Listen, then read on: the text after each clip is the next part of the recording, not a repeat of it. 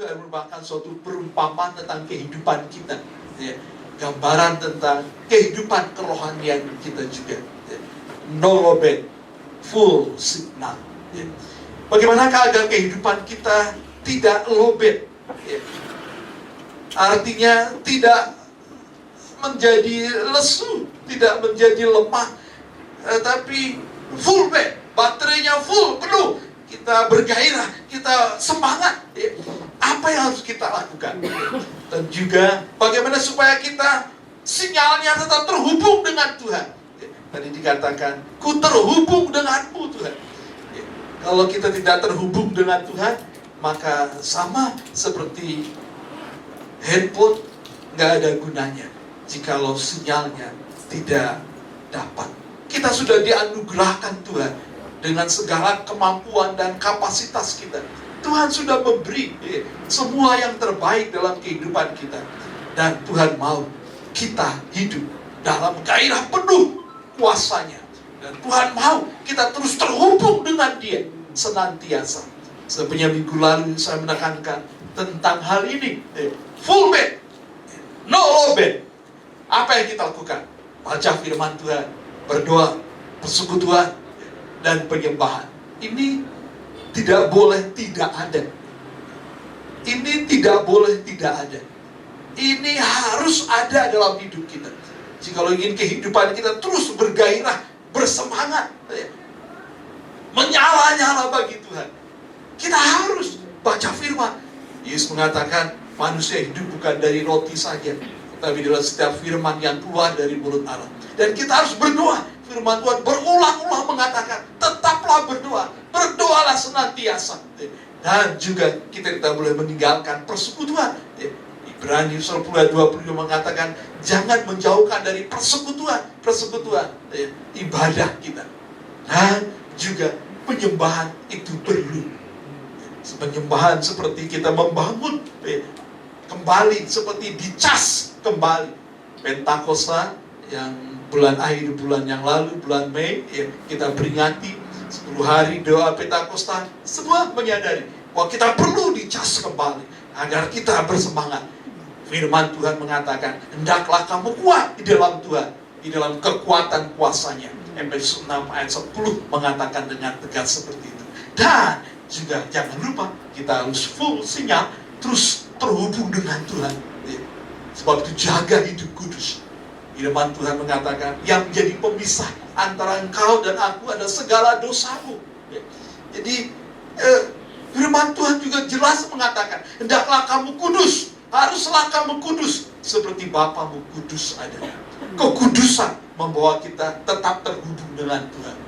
Ketaatan kepada pimpinan Roh Kudus, kepekaan, dengar-dengaran, itu yang harus ada dalam hidup kita agar kita terhubung terus dengan Tuhan. Dan saya menyimpulkan pada minggu yang lalu, jangan hanya mencari baterai penuh, tetapi pastikan juga sinyal penuh. Sebab baterai penuh tanpa sinyal tidak bisa terhubung, dan sinyal penuh tanpa baterai tidak bisa juga digunakan. Orang percaya yang kuat adalah orang yang setiap hari diisi oleh firman dan tetap terhubung dengan Roh Kudus. Hari ini saya ingin mengajak kita bersama-sama agar bagaimana pada saat yang sama kita mengisi hidup kita full bed, tidak low bed, dan pada saat yang sama juga kita full sinyal, kita terus hubung dengan Tuhan. Nah, mari kita akan sampai kepada firman Tuhan pada minggu ini, bisa ditampilkan. Dan saya memberi judulnya ini ucapan syukur yang berlimpah. Hati yang penuh dengan ucapan syukur. Hati yang penuh dengan ucapan syukur. Grateful heart. Hati yang melimpah, penuh dengan ucapan syukur.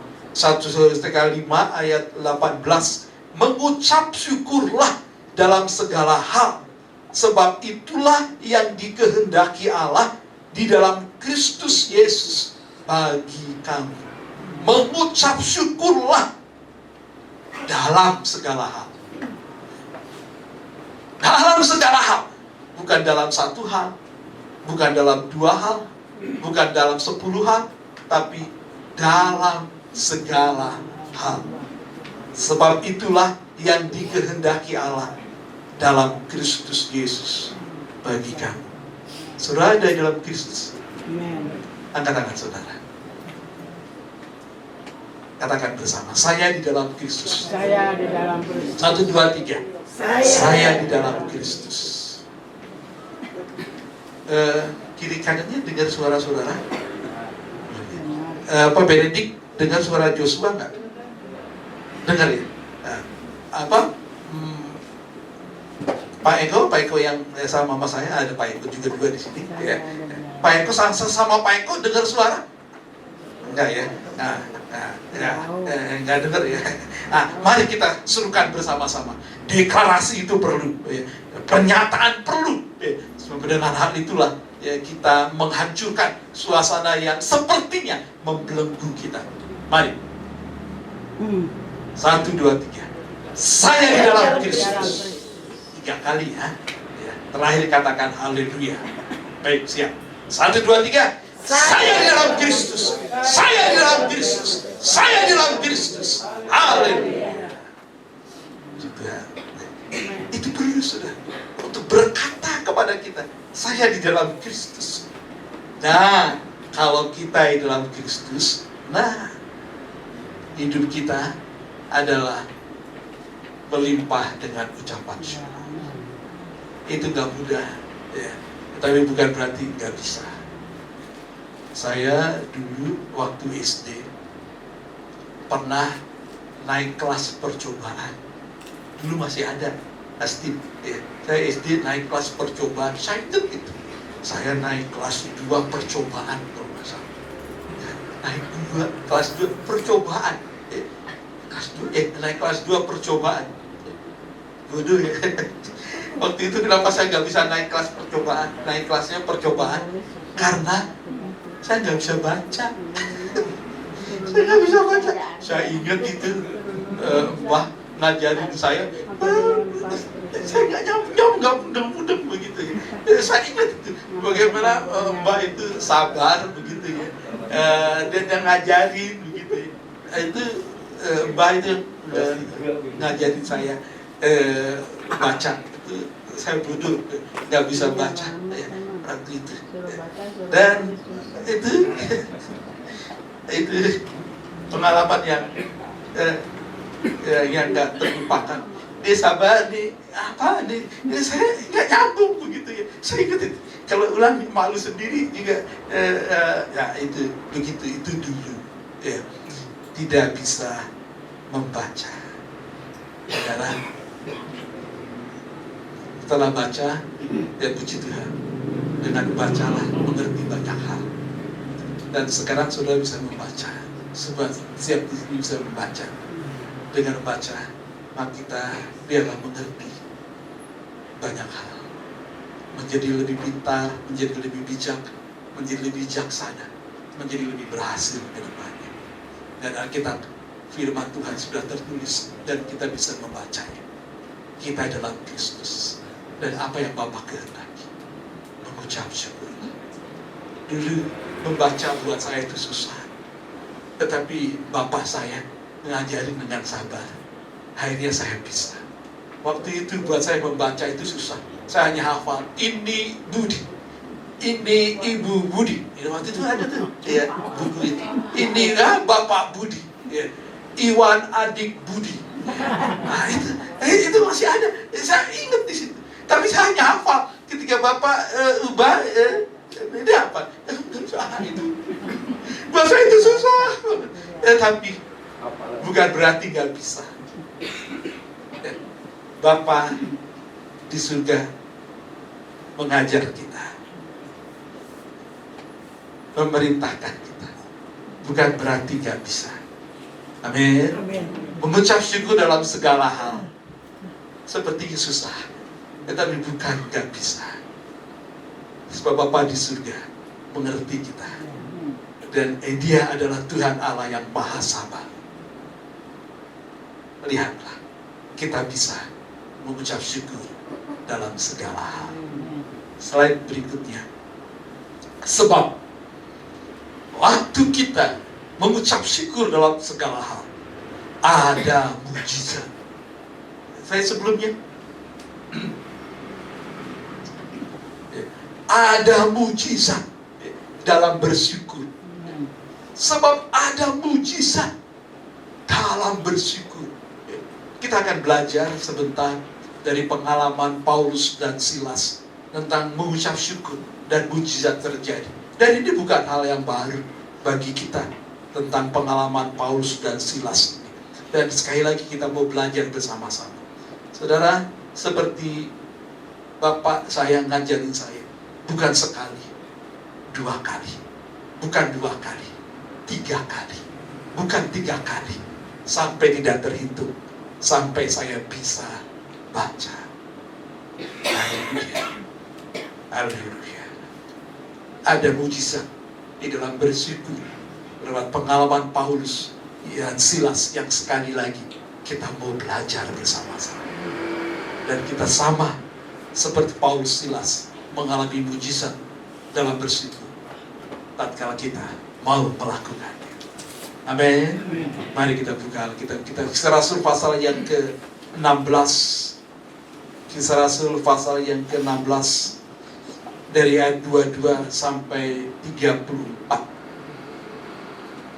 Kisah Rasul 16 ayat 22 sampai 34. Demikian firman.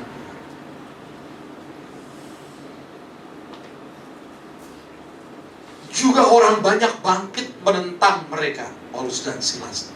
Lalu pembesar-pembesar kota itu menyuruh mengoyakkan pakaian dari tubuh mereka dan mendera mereka, menyiksa. Ya. Setelah mereka berkali-kali didera, dipecut, mereka dilemparkan ke dalam penjara. Kepala penjara diperintahkan untuk menjaga mereka dengan sungguh-sungguh. Sesuai dengan perintah itu, kepala penjara memasukkan mereka ke ruang penjara yang paling tengah dan membelenggu kaki mereka dalam pasungan yang kuat. Detil sekali ini. Ayat 25. Tetapi kira-kira tengah malam, Paulus dan Silas berdoa dan menyanyikan puji-pujian kepada Allah. Dan orang-orang hukuman lain mendengarkan mereka. Akan tetapi terjadilah gempa bumi yang hebat sehingga sendi-sendi penjara itu goyah, dan seketika itu juga terbukalah semua pintu dan terlepaslah belenggu mereka semua. Ketika kepala penjara itu terjaga dari dunia dan melihat pintu-pintu penjara terbuka, ia menghunus pedangnya hendak membunuh diri karena ia menyangka bahwa orang-orang hukuman itu telah melarikan diri. Tetapi Paulus berseru dengan suara nyaring. Katanya, jangan celakakan dirimu, sebab kami semuanya masih ada di sini. Kepala penjara itu menyuruh membawa surat, lalu berlari masuk dan dengan gemetar tersungkurlah ia di depan Paulus dan Silas. Ia mengantar mereka keluar sambil berkata, Tuhan, Tuhan, apakah yang harus aku perbuat supaya aku selamat? Jawab mereka, percayalah kepada Tuhan Yesus Kristus dan engkau akan selamat, engkau dan seisi rumah. Lalu mereka katakan firman Tuhan kepadanya dan kepada semua orang yang ada di rumahnya. Pada jam itu juga kepala penjara itu membawa mereka dan membasuh bilur mereka. Seketika itu juga ia dan keluarganya memberi diri dibaptis. Lalu ia membawa mereka ke rumahnya dan menghidangkan makanan kepada mereka. Dan ia sangat bergembira karena ia dan seisi rumahnya telah menjadi percaya dan diselamatkan. Percaya kepada Allah. Haleluya. Itulah kita belajar bersama-sama. Bagaimana kita bisa bersyukur dan mengapa kita harus bersyukur dan apa dampaknya besar syukur itu dalam kehidupan kita. Paulus dan Silas adalah hamba-hamba Tuhan yang setia melayani Tuhan. Dan mereka siap bayar harganya. Dan kita tahu kisahnya, mereka dihasut, difitnah sebagai pembuat gaduh, onar di kota Filipi. Lalu mereka kemudian diadili, lalu kemudian mereka disesah dan dimasukkan ke dalam penjara. Banyak kali untuk hidup benar menjadi pelaku firman Tuhan, seringkali ada harga yang dibayar. Mereka hamba-hamba Tuhan yang taat, yang setia melayani Tuhan, memberitakan Injil. Terkadang saya berpikir, dan memang itu kesimpulannya, yaitu Tuhan lebih memprioritaskan firman-Nya ketimbang hamba-hambanya yang setia memberitakan firman-Nya. Coba perhatikan baik-baik. Tuhan lebih memprioritaskan firman-Nya ketimbang hamba-hambanya yang setia memberitakan firman-Nya. Maksudnya ada ini, Paulus dan Silas ini setia memberitakan firman Tuhan, tapi sepertinya Tuhan biarkan mereka dianiaya. Tuhan biarkan ya, didera itu, difitnah, di penjara, disiksa seperti itu. Tidak ada harganya sama sekali. Dibiarkan. Sepertinya Tuhan membiarkan hamba-hambanya yang setia melayani memberitakan firman Tuhan. Tuhan lebih menonjolkan firman-Nya yang diberitakan ketimbang hamba-hambanya. Dengan sepertinya membiarkan seperti itu. Tapi Tuhan belum selesai dalam semua perbuatannya. Amin. Kesimpulan yang sesaat, yang belum mengerti selanjutnya apa. Tuhan masih koma, belum titik. Jangan kasih titik kalau Tuhan masih kasih koma. Amin. Apapun keadaan saudara, Tuhan belum selesai. Dan kita mau lihat, yang menjadi perhatian, seketika, sekitar tengah malam, Paulus dan Silas sedang berdoa dan memuji Allah, dan para tahanan yang lain mendengarkan mereka. Nah, tengah malam. Mereka nggak bisa tidur pasti, mereka sakit pasti, mereka tidak enak pasti, tetapi mereka lebih memilih untuk berdoa, bersyukur.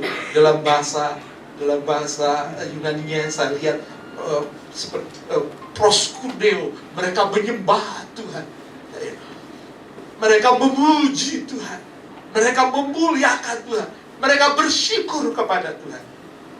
Itu yang mereka berbuat, ketimbang ke bawah hanyut dengan keadaan yang tidak mengenakan di badan. Lalu ada beberapa hal yang kita dapat pelajari. Yang pertama, klik berikutnya.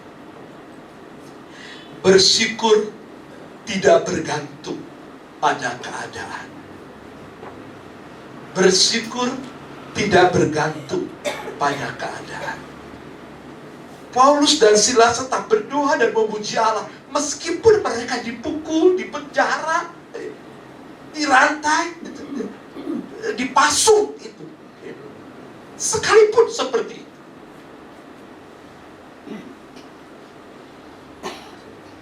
Ucapan syukur bukan karena semua baik-baik saja, tetapi karena Allah tetap baik.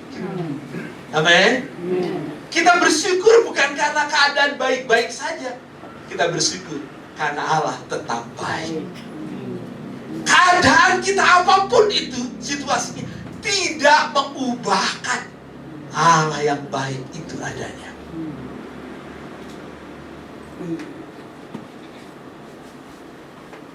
Apa keadaan saudara saat ini? Mungkin lebih parah di masa-masa yang lalu. Sekarang lebih parah lagi. Belum pernah rupiah 18.000 dibanding dengan dolar ya. Tahun 98 aja nggak sampai segitu. Tahun 98 ya, waktu kerusuhan Mei itu nggak sampai segitu. 15.000, nggak sampai 18.000, mau lebih ya.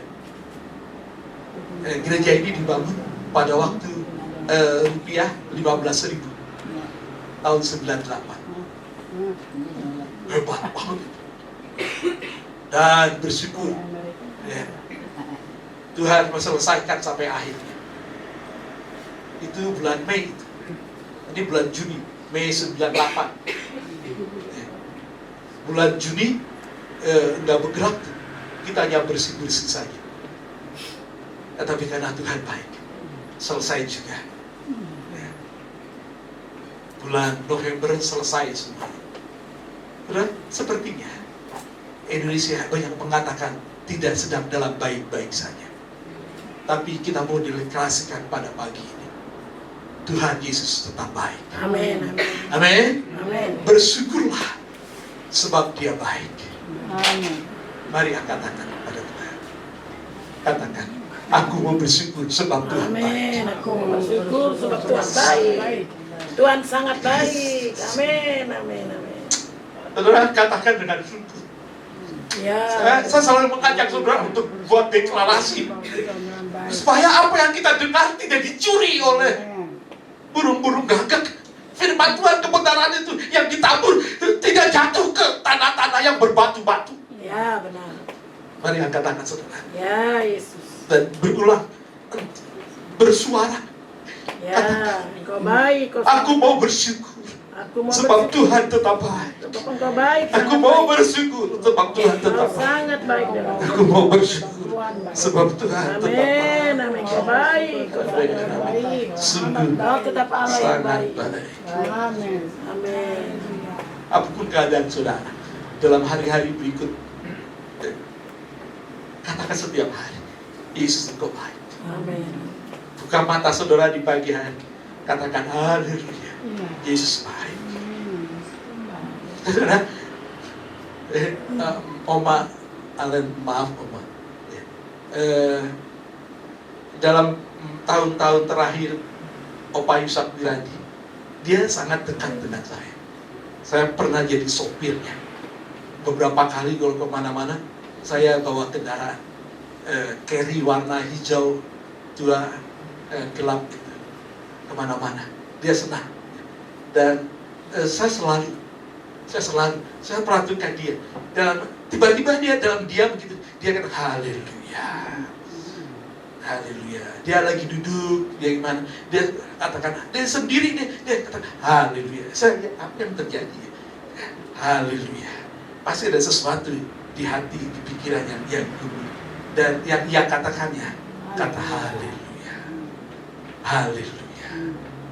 Sampai akhir hidupnya, saya memperhatikan dia, melayani dia. Ganti baju dan di kamarnya, ya, dan seterusnya.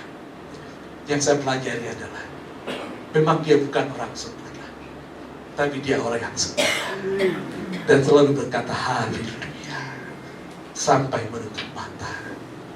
Ia setia, mengucap syukurlah sebab Tuhan baik.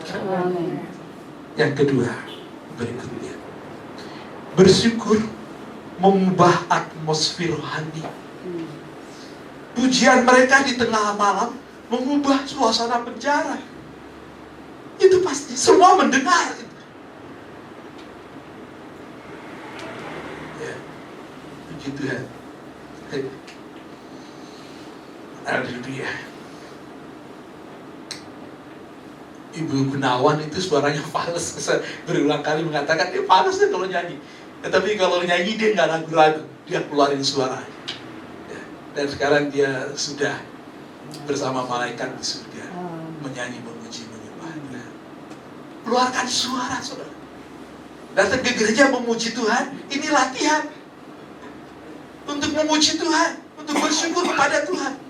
Jadi kau ke gereja jangan dipetangar lihat orang nyanyi, ya nyanyi memuji Tuhan. Bagaimana hari-harinya memuji Tuhan? Enggak di gereja aja nggak memuji Tuhan, menyembah, memuliakan Tuhan, bersyukur kepada Tuhan. Harus seperti itu. Amin. Amin. Sebab di surga kita akan memuji-muji Allah. Latihannya di mana? Di dunia ini. Bersyukur, Memuji, menyembah itu mengubah atmosfer rohani. Andai kata pujian dan semua jemaat di menengwai gitu ya, nggak ikut nyanyi, bukan suasananya menjadi suatu ya, kok begini sih ya. Pemimpin WL sendiri mungkin capek sampai marah-marah nyanyi. Kalau kita sungguh respon yang kita letakkan untuk memuji, menyembah, bersyukur kepada Tuhan, itu mengubah atmosfer. Amin. Yang paling ditakuti oleh setan itu yaitu waktu kita umatnya memuji-muji menyembah Tuhan. Kesaksian mantan mereka yang menjadi jemaat, saya nggak mau nyebut gereja setan. Gereja itu milik Tuhan. Penyembah setan itu diutus ke gereja. Waktu puji-pujian, mereka nggak masuk karena mereka nggak tahan. Tapi waktu firman Tuhan diberitakan, mereka baru masuk. Mereka masuk untuk apa? Untuk mengacaukan atmosfer. Bagaimana caranya? Dia buat mantra itu. Atmosfer ngantuk. Betul, itu betul. Lalu mencuri perhatian supaya nggak fokus kepada firman. Itu benar, saudara. Itu kesaksian dari penyembah setan yang bertobat, yang diutus ke gereja untuk mengacaukan suasana itu. Itu begitu. Waktu puji-pujian nggak masuk karena mereka nggak tahan. Ingat saja waktu Tuhan Yesus sedang memberitakan firman Tuhan di Kapernaum. Itu ada orang yang kerasukan setan kan, berteriak-teriak. Itu untuk mengacau seperti itu. Jadi waspadalah, saudara. Amin. Waspada. Waktu kita puji-pujian, kita bersyukur pada Tuhan, setan itu nggak bisa buat apa-apa. Atmosfer udara rohani itu berubah. Karena Tuhan bertahta di atas pujian umat. Itu seperti itu. Jadi kalau saudara ada di mana-mana, di rumah, di pekerjaan, di suasana hati galau, nggak enak, nyanyi puji Tuhan, katakan ya Allah. Amin. Katakan seperti itu. Itu mengubah atmosfer kehidupan kita, suasana hati kita. Amin, Leo. Ketika kita bersyukur, hadirat Tuhan nyata dan kuasa kegelapan itu goyah. Rasa khawatir, cemas, bingung dan segala macam lah, segala berjuta rasa yang negatif itu dihalau. Hadirat Tuhan nyata. Glory, haleluya. Haleluya. Haleluya. Haleluya. Haleluya. Angkat tangan lagi. Katakan, ku mau selalu bersyukur. Ku mau selalu bersyukur. Yes, amin. Ku mau selalu bersyukur. Ku mau selalu bersyukur. Amin. Yes. Kenapa? Karena itu membangun atmosfer yang baik. Kehadiran Allah ada di tengah kita. Amin, amin. Yang ketiga, bersyukur membuka jalan bagi mujizat Tuhan. Amin. Terjadi gempa bumi, rantai terlepas, pintu penjara terbuka, itu terjadi. Tatkala bersyukur, atmosfer berubah. Langit di atas kepala kita terbuka dan kasih karunia Allah tercurah. Mujizat dinyatakan. Amin. Amin. Masalah-masalah yang tertutup, nggak ada jalan keluar, Tuhan buka jalan. Haleluya. Haleluya. Haleluya. Apapun itu, bersyukur. Bersyukur bukan karena keadaan baik-baik saja, bukan. Karena Tuhan itu baik. Bersyukur mengubah atmosfer rohani. aura, dikatakan. Waktu kita bersyukur, aura kita, ini pribadi yang gelap, begitu berubah. Haleluya. Yang ketiga, bersyukur membuka pintu mujizat Allah. Ucapan syukur adalah kunci membuka pintu campur tangan Tuhan yang luar biasa dalam kehidupan kita. Haleluya. Haleluya. Angkat tangan saudara, katakan lagi. Aku ingin mujizat Tuhan. Aku ingin mujizat Tuhan. Saat aku bersyukur. Saat aku bersyukur. Aku ingin mujizat Tuhan. Aku ingin mujizat. Saat aku bersyukur. Aku ingin mujizat Tuhan. Saat aku bersyukur. Terjadilah. Amin. Yang keempat, ini yang jarang kita perhatikan. Banyak kali itu dampaknya ke kita aja. Tapi lihat yang keempat, bersyukur membawa keselamatan bagi orang lain. Bersyukur membuat orang lain diselamatkan.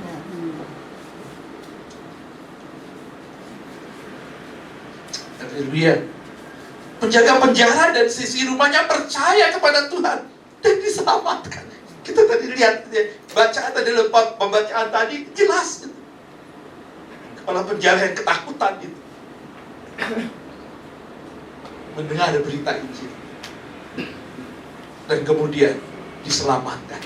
Bahkan dikatakan ia dan seisi rumahnya percaya kepada Tuhan. Waktu kita bersyukur bisa menjadi berkat dan jalan Tuhan untuk menyelamatkan jiwa-jiwa. Saudara, tetangga sebelah ini. Itu namanya Pak Budiman. Dia menikah dengan almarhumah sebelah itu jadi malam. Lalu kita di sini mulai tahun 93. Saya di sini mulai berdoa muji nyembah Tuhan tersebut. Ya, bangun hadirat Tuhan, nama Godo, nama Yoko, pagi-pagi. Ya. Tahun 94 baru kita fokus mulai pelayanan di sini. Tapi 93 Agustus itu ya di sini ya, kita nyanyi. Tiba-tiba pagi-pagi waktu kita memuji Tuhan itu Pak Budiman belum dibangun, gebrak-gebrak pintu besi masih sama pintu besi, cuma dulu dilipat-lipat juga. Goblok. Saya keluar. Ada apa? Berisik. Malam tengah malam. Ganggu kan. Oh ya, ini kan rumah. Oh ya. Maaf ya Pak ya. Besok paginya saya samperin ke rumah. Besok pagi saya ketemu dia. Ya, ketemu dia, ketemu langsung dan katakan, ya, mampir ya, dan menyampaikan, ya, permohonan maaf. Dia nggak segalak semalam. Dia nggak segalak semalam. Dia dikirim dia, ya Pak. Ya. Nah, tahun 94 kita sudah mulai di sini dengan segala pergolakan ke kelurahan saudara itu terlewat sudah. Ya. Lalu kemudian, saudara, entah tahun berapa ya, tiba-tiba Pak Budiman itu datang ke saya pagi-pagi dan cari saya. Lalu Pak Pendeta, doakan saya mau kembali kepada Yesus. Mau saya berhenti. Lalu saya ajak dia berdoa. Waktu itu masih ada kisah begini ya. Saya ajak dia berdoa di sebelah dan didoakan. Kembali kepada Yesus. Setelah ya, istrinya ya, masih gengsi, kekeh. Ya. Akhirnya berapa tahun kemudian meninggal. Pak Budiman pindah ke Solo, menikah lagi dan bergereja. Saudara-saudara, tapi anak-anaknya dekat. Anak yang paling besar dekat dengan waktu Bu Gembala di rumah sakit, dia mau datang tapi nggak bisa karena dia udah bawa pulang. Dia telepon sampai nangis. Uma, ya. Itu kan tetanggaku, idolaku. Ya. Seperti itu. Kita bebas. Sentuhan langsung dengan kamar dia di sini. Saudara, adalah Tuhan nyata. Amin. Mujizat itu ada. Membawa keselamatan bagi lain. Yang jauh sampai ke penjara Subang, Purwakarta pun gemanya sampai di sana bertobat. Sampai istrinya yang tadinya teraniaya melihat perubahan suaminya, walaupun dengan cara yang tragis Tuhan panggil dia, istrinya tetap setia. Bersaksi beberapa minggu yang lalu di depan, dan dia ada di sini sekarang. Amin. Saudara, seperti itu. Nah, harus Tuhan ingin berkarya lebih lagi ke depan. Greater glory Tuhan akan nyatakan lebih lagi. Memang ada harga yang dibayar. Memang melalui rintangan-rintangan yang gak mudah. Paulus begitu. Ya. Untuk melihat mujizat jadi itu, maka alami siksaan dulu, teraniaya dulu. Seperti yang gak adil. Kok Tuhan biarin begini, saya akan setia. Tapi terakhir, waktu setia dan tetap bersyukur, mujizat itu nyata. Amin. Dan keselamatan sisi keluarga terjadi. Dan Filipi adalah kota di Eropa yang pertama kali dimenangkan bagi Tuhan. Jadi kalau ada pertanyaan, kota di Eropa yang pertama kali mengenal Yesus, kota apa? Filipi. Greater glory. Ada harga yang dibayar. Jangan takut dengan tantangan. Sebab setan gak mau gereja Tuhan mengalami kemuliaan yang lebih besar. Amin. Haleluya. 4 hal yang utama.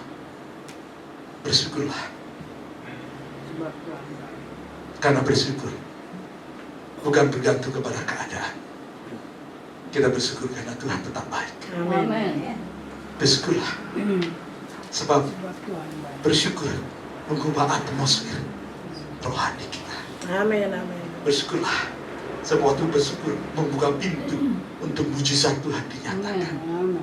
Tetaplah bersyukur. Sebab itu menjadi kesaksian. Orang lain bisa diselamatkan.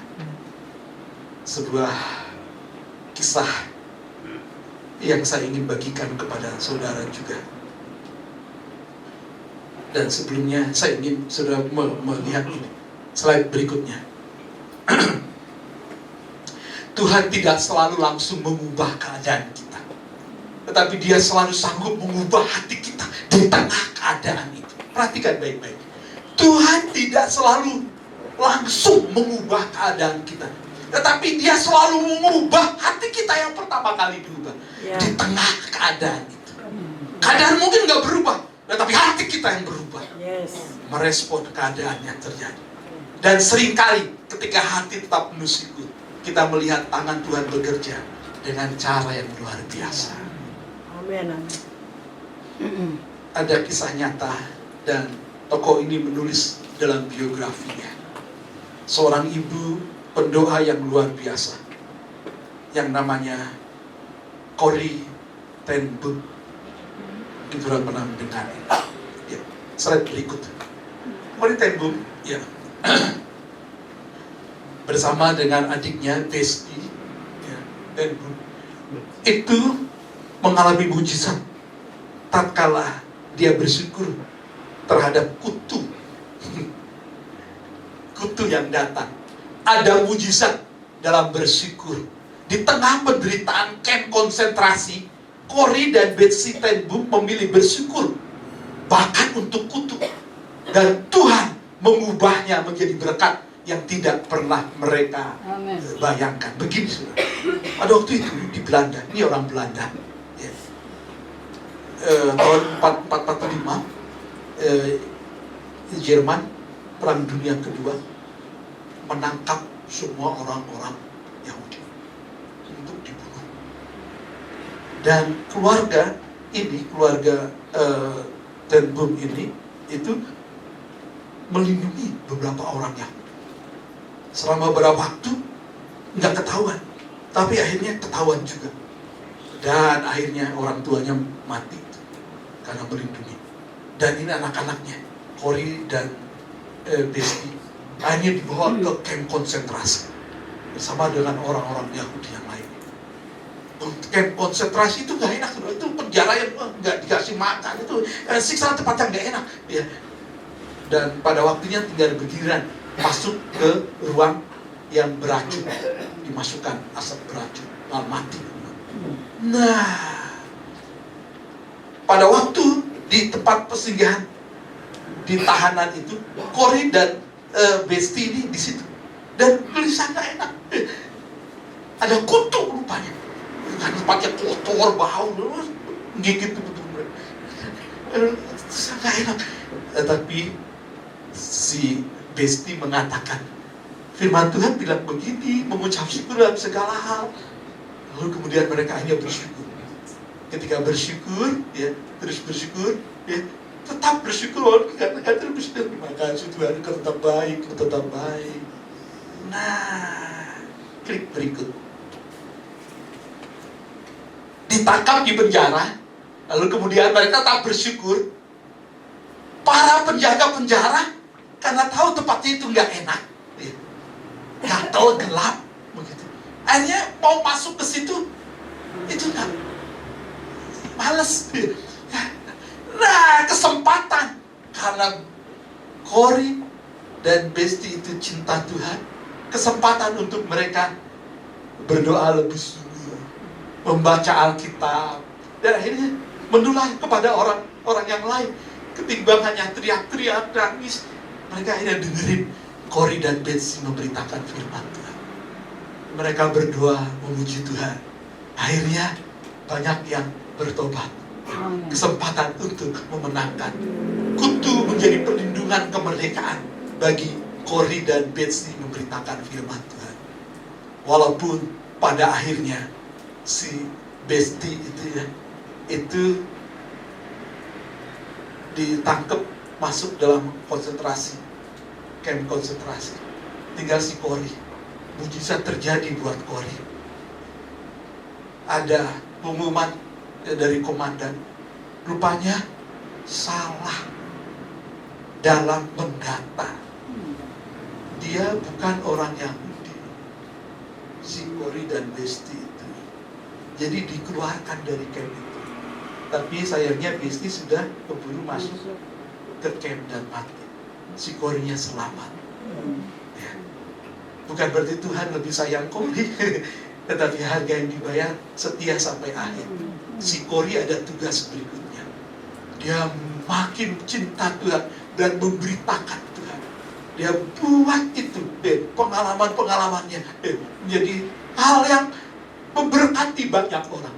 Banyak jiwa terjangkau di tengah penderitaan. Banyak tahanan lain mendengar ini, dikuatkan dan mengalami pengharapan dari Tuhan. Walaupun mungkin semuanya mati, tapi mereka siap setia sampai akhir, percaya kepada Tuhan. Saudara-saudara, si Cory bisa keluar dan dia memberitakan itu. Banyak tulisan-tulisannya memberkati banyak orang. Kebangunan rohani banyak terjadi melalui kehidupannya. Haleluya. Slide yang terakhir berikutnya. Ya, kebenaran utama yang kita dapat, Tuhan tidak selalu mengubah keadaan kita seketika, tetapi Dia selalu bekerja mengubah sesuatu yang kita anggap salah menjadi alat berkat dan sarana bagi kemuliaannya. Tuhan mungkin gak ubah secepatnya waktu kita tetap bersyukur, tapi hal yang buruk itu Tuhan mau pakai untuk menjadi berkat bagi lain orang. Bersyukur bukan karena kita melihat kebaikan Tuhan, tapi karena kita percaya akan kebaikan Tuhan. Ketaatan dalam hal kecil, yaitu bersyukur untuk membuka pintu bagi mujizat yang besar. Prinsip kehidupan bersyukur sebelum mengerti. Nah, itu nggak mudah itu. Bersyukur sebelum mengerti. Saya hafal aja, ini Budi, ini Bapak Budi, ini waktu saya baca aja deh begitu. Nggak ngerti itu. Tapi nanti saya mau dengerin Bapak deh. Oh, ini B U Bu D. Akhirnya lama-lama ngerti. Taat dulu sebelum mengerti. Amin. Amin. Saya taat ikutin Bapak, dia ngapal deh gitu. Ya. Tetapi lama-lama kemudian mengerti. Taat sebelum melihat hasilnya. Percaya bahwa Tuhan selalu bekerja untuk kebaikan kita. Apa yang tampak sebagai kutukan bisa menjadi saluran berkat dan kesaksian bagi banyak orang. Haleluya. Haleluya. Carrington Booth itu menyimpulkan, Tuhan dapat memakai kutuk untuk menyelamatkan jiwa. Tuhan dapat memakai kutuk untuk menyelamatkan jiwa. Apa yang menjadi kutu dalam hidup saudara? Tuhan dapat pakai itu bagi kemuliaan Tuhan. Amin. Yuk kita berdiri bersama-sama.